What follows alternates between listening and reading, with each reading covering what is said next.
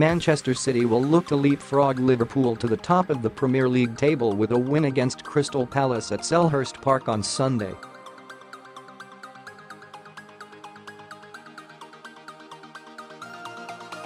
The Blues suffered defeat to Palace at the Etihad in December in a run of 3 losses in 4 Premier League games.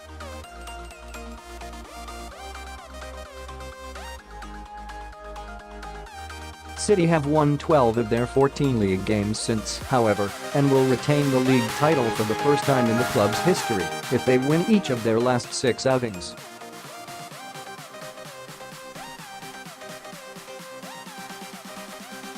Pep Guardiola will check on the fitness of left-back Oleksandr Zinchenko and midfielder Bernardo Silva ahead of the game, with one eye on Wednesday night's Champions League quarter-final second leg against Tottenham.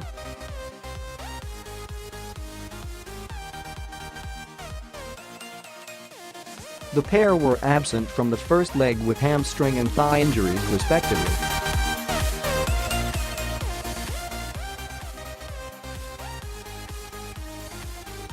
They are feeling better, but I don't know if they will be fit for Sunday, Guardiola said of Zinchenko and Bernardo.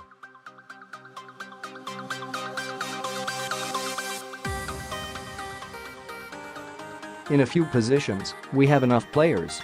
In others, we have problems, but we are not in the process to think about anything other than the next game.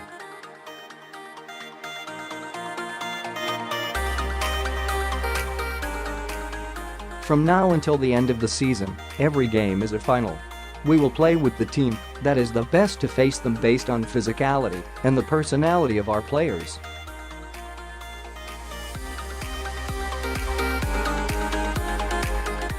Our writers have looked at how City could line up against Palace, and you can do so too using the widget at the foot of the page.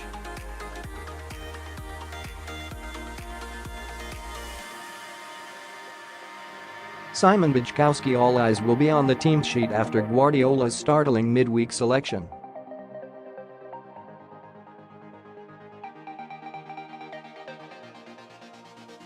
I'd have Kevin De Bruyne and Leroy Sane back into the team to show what they can do ahead of the Spurs' second leg, and Sergio Aguero up front if his fitness can hold up to playing 3 games in a week.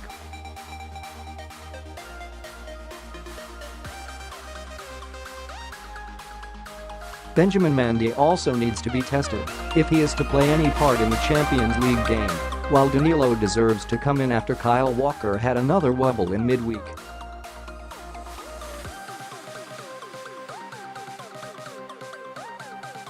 David Silva hasn't been in sparkling form recently, but is a leader in the team, and with Bernardo Silva without his namesake is probably a better option than the man that slagged off the team's mentality in midweek.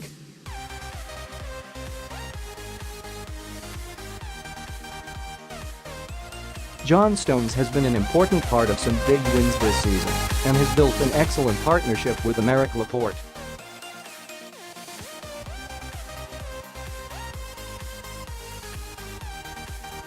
Simon Zinchenko, Ederson, Danilo, Stones, Laporte, Mendy, Fernandinho, De Bruyne, Silva, Sterling, Sane, Aguero Tyrone Marshall. Given their limited involvement in midweek, you'd have to think Bruyne and Sane are certainties to start at Selhurst Park.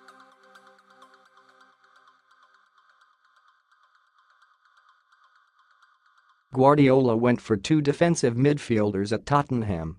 While he'll surely only play one here, it would be a shock if it was Fernandinho, given the respect Guardiola has for Palace.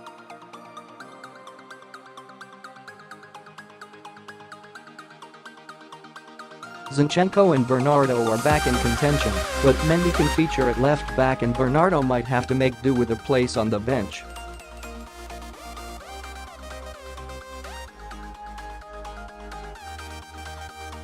Jesus might get the nod ahead of Aguero in attack.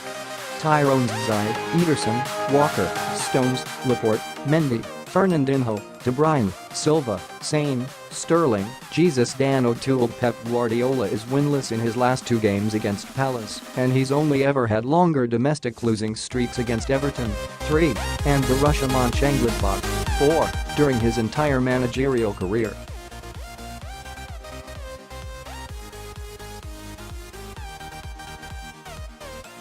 Selhurst Park was a particularly difficult assignment for the Blues last season, and it will be difficult for Guardiola to strike a balance between resting players for Wednesday and having enough firepower to keep the pressure on Liverpool.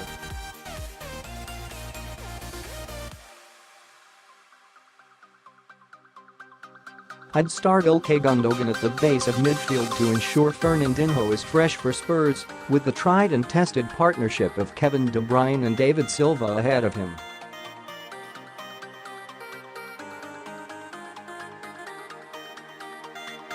Leroy Sane's pace could prove vital against a well-drilled Palace side, while Raheem Sterling should play to give Bernardo another couple of days to prepare for Tottenham.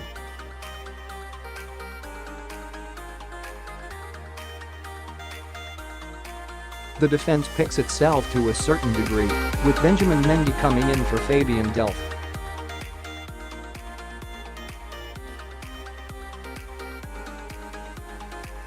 Dan O'Toole, Ederson, Walker, Stones, Laporte, Mendy, Gundogan, De Bruyne, David Silva, Sterling, Aguero, Sane.